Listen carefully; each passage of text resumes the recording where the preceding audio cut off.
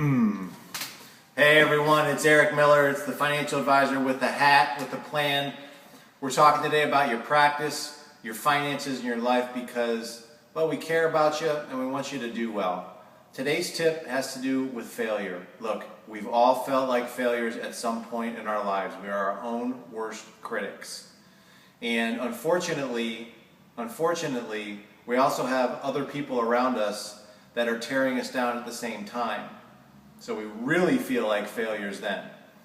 So here's what I want you to do as practice owners if you start feeling like you're a failure. Number one, if you don't have a practice consultant or a practice coach, I want you to get one.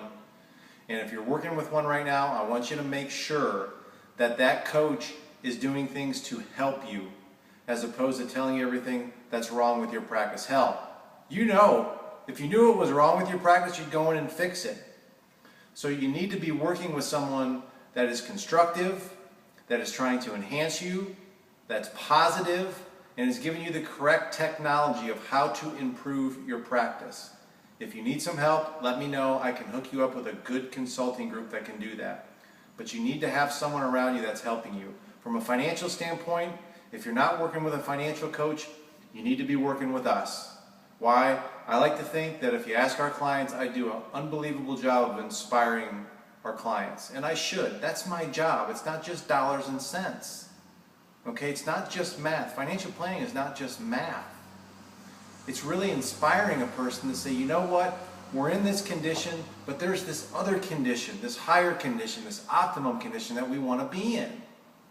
And that's my job, is to make sure you guys get there. Is to give you the right steps to get there and to keep you motivated.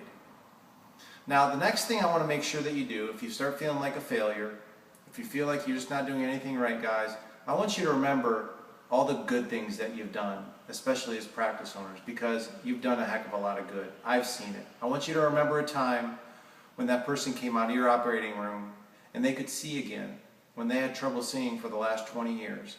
I want you to remember, if you're a veterinarian, the look on that little boy's face when you brought his dog out and his best friend was licking him in the face now and they could play again and they weren't sure if that was going to be the case. I want you to remember a time, if you're a dentist, the look on that person's face when you relieved the pain that was in their mouth that had been there for months. And if you're a physical therapist, I want you to remember a time when you helped that person regain the mobility that they had not had for years and they could play with their kids again. I want you guys to remember that. You guys do a tremendous amount of good, and I admire the heck out of you. And I don't want you to feel like a failure. So those are your 2 tips for the day. I want you guys to do well, and I'll talk to you next time.